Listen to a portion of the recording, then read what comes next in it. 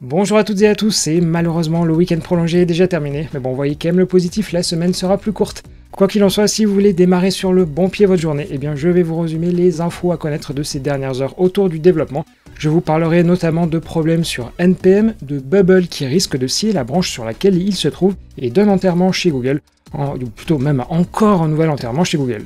Mais avant ça, je vous avais dit que la KotlinConf aura lieu jeudi et vendredi à Amsterdam, et parmi les speakers, il y a notamment Martin de chez Apollo. Et plutôt que de faire le Paris-Amsterdam en train ou en avion de manière classique, ils se sont lancés dans un périple avec Louis pour le faire à vélo. Alors juste pour vous donner un ordre d'idée, le chemin fait entre 500 et 550 km. Par exemple, dimanche, ils ont fait l'île-Bruges et ils continuent leur petit bonhomme de chemin, et je crois que normalement là ils sont déjà arrivés aux Pays-Bas.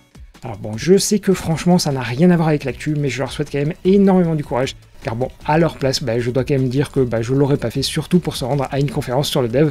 En tout cas, n'hésitez pas à mettre un petit message dans les commentaires ou alors sur Twitter, car je suis sûr que ça va les motiver. Allez, comme d'habitude, eh bien, j'ai pas de transition, alors tout simplement, place aux actus de ce mardi 11 avril.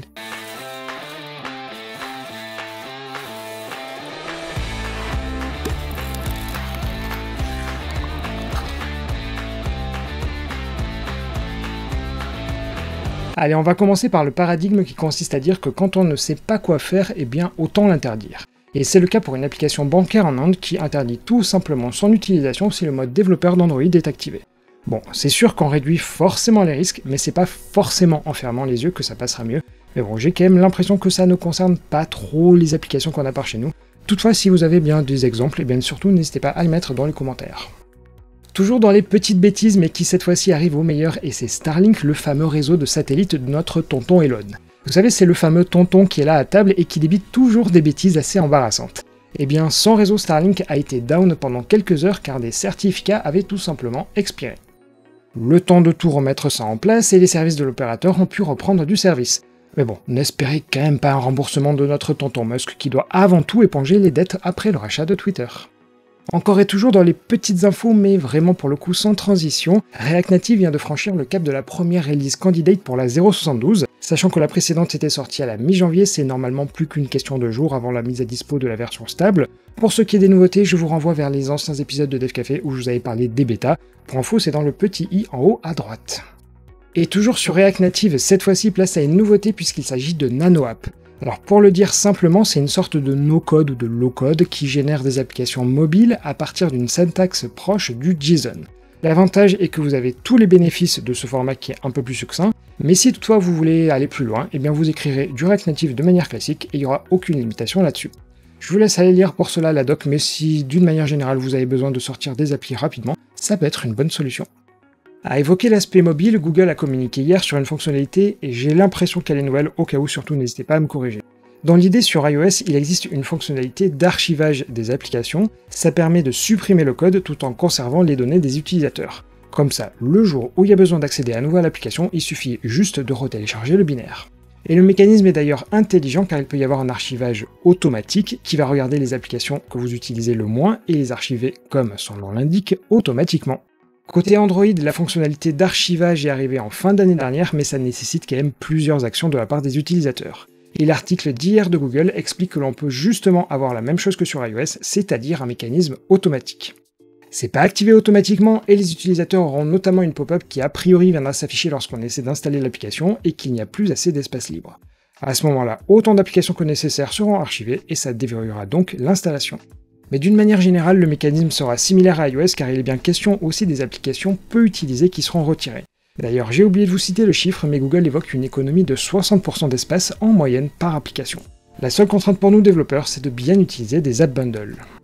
Et d'ailleurs, tout à l'heure, j'évoquais le no-code et je me permets une petite parenthèse car en naviguant sur LinkedIn, je sais pas si c'est mon flux personnalisé, mais j'entends de plus en plus parler de Flutterflow qui semble devenir justement la solution privilégiée pour faire du no-code sur le mobile. Car jusqu'à présent, les solutions étaient essentiellement autour de Bubble, et jeudi dernier, ils ont annoncé qu'au 1er mai, des nouveaux tarifs allaient rentrer en vigueur pour les nouveaux comptes, et avec un déploiement décalé pour les anciens. Ces plans tournent autour de la notion de workload, qui est censée mesurer la quantité de travail que Bubble doit effectuer. C'est honnêtement une usine à gaz qui va associer chaque action à une charge. Par exemple, un accès à la base de données coûte tant, faire un appel API coûte tant, etc. etc. Autant dire que c'est très difficile de prédire à l'avance combien va vous coûter votre appli. Car certes, ça dépend du nombre d'utilisateurs, mais selon les fonctionnalités utilisées, ça peut aussi varier. Et leurs nouveaux plans vont de 32 à 400 $ par mois avec une certaine quantité de workload units de prépayés, mais ensuite ce sera du supplément. A priori, la communauté autour de Bubble est loin d'être contente, d'où le fait que Flutterflow arrive à rameuter du monde. Mais c'est surtout ici une grosse limite de toutes ces solutions no-code, car une fois qu'on a tout développé pour tel ou tel service, eh bien c'est très difficile de basculer vers un autre sans que ça coûte un bras de tout refaire.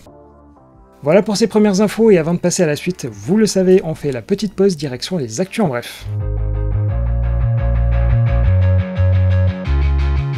Pour commencer, la semaine dernière, l'application météo d'Apple n'a plus fonctionné à plusieurs reprises.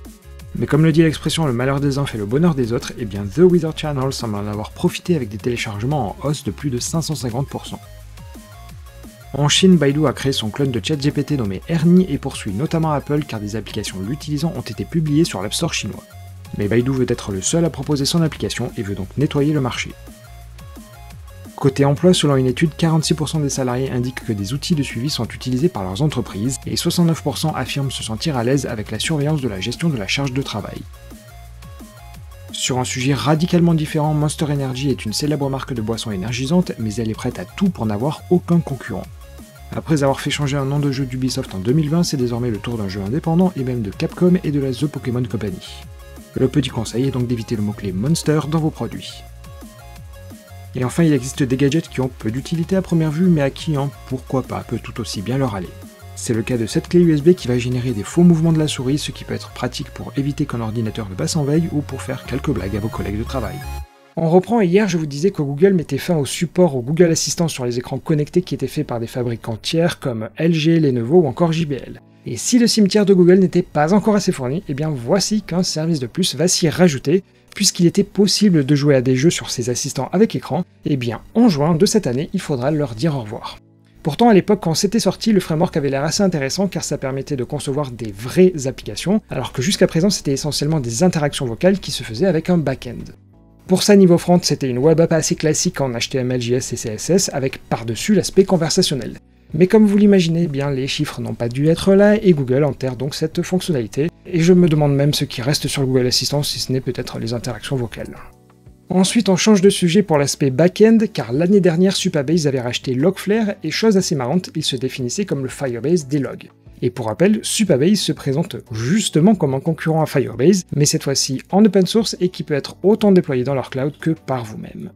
Et depuis le rachat de Logflare, ils ont bien sûr intégré ça dans Firebase, ce qui génère actuellement environ 1 milliard de logs chaque jour qui peuvent venir de la base de données, le stockage et d'une manière générale toutes les fonctionnalités autour de Supabase. Dans l'article qu'ils ont publié hier, ils ont dit qu'ils ont changé la licence pour s'aligner sur celle en Apache 2, ce qui engendre quelques petits challenges, car Logflare en fait utilisait des solutions fermées, mais ce qu'il faut surtout en retenir, c'est qu'ils annoncent une Management API qui permettra de gérer les comptes et les droits associés à Logflare, mais surtout de pouvoir supporter de nouveaux back-ends, car aujourd'hui BigQuery est requis, et l'idée serait de supporter notamment ClickHouse. Bon, clairement c'est pas révolutionnaire, mais c'est bon de voir que cette solution concurrente à Firebase poursuit tranquillement son développement. Et on change à nouveau complètement de sujet pour évoquer NPM qui a eu quelques petits problèmes de stabilité ces derniers temps. Pour vous expliquer, au cours des dernières semaines, le nombre de nouveaux paquets a clairement explosé, passant d'une moyenne de 800 000 à 1,4 million. Il se trouve que dans la recherche de Google, l'algorithme met en avant les packages NPM open source. On a donc eu ce qu'on appelle du SOS poisoning, ou de l'empoisonnement de SEO en bon français, qui consiste à créer des quantités de packages qui ne contiennent quasiment aucun code pour simplement s'aligner sur les bons mots-clés dans Google. Toute cette activité a eu pour effet de générer des erreurs service unavailable, et selon le chercheur en sécurité dont je vous citais ici l'article, ce serait essentiellement un seul acteur derrière l'opération. Mais on pourrait se dire qu'il s'arrête là, ça fait du trafic et tout va bien. Mais en réalité, dans le readme du package, généralement il n'y a qu'un seul lien et plusieurs options sont possibles. La plus maléfique et classique si je puis dire, c'est qu'il redirige vers un site qui a l'air assez légitime visuellement parlant et qui contient en fait un malware à télécharger. L'autre est d'utiliser les liens affiliés d'AliExpress en injectant l'ID et ainsi de récupérer un tout petit peu plus tard les commissions. Et le dernier, c'est du spam assez classique sur les cryptos. Malheureusement, ça fait un challenge de plus à relever pour NPM, et une nouvelle fois, je vous redirige vers le Safe NPM dont je vous avais déjà parlé. Alors certes, ici, le code en tant que tel, il a l'air assez ok, mais au moins ça vous évitera de faire n'importe quoi. Et juste avant de se quitter, on fait brièvement un tour par les résultats du sondage d'hier sur votre sentiment s'il faut ou non interdire OpenAI et ChatGPT. Il en ressort que c'est le non à une très grande majorité qui l'emporte, puisque vous préférez à plus de 60% réguler, et pour moitié moins laisser faire le marché. En revanche, l'interdiction, c'est pas trop votre point de vue. Et c'est donc sur ces résultats qu'on va s'arrêter pour aujourd'hui. J'espère, comme vous en avez l'habitude, que cette émission vous aura plu. Et comme je vous le dis tous les jours, eh bien n'oubliez pas de liker la vidéo, de partager la chaîne autour de vous, et n'hésitez pas non plus à envoyer un petit mot à Louis et à Martin pour leur fameux périple en vélo. Et pour ma part, je vous invite à passer des coucous à des prénoms qui sont un peu moins connus, à savoir Stanislas, Stanley, Godbert, Gemma ou encore Domnion. Et bon, sur ce, eh bien n'hésitez pas à repasser demain à la même heure, car vous aurez forcément un nouvel épisode qui vous attendra. Et allez, bonne journée à toutes et tous.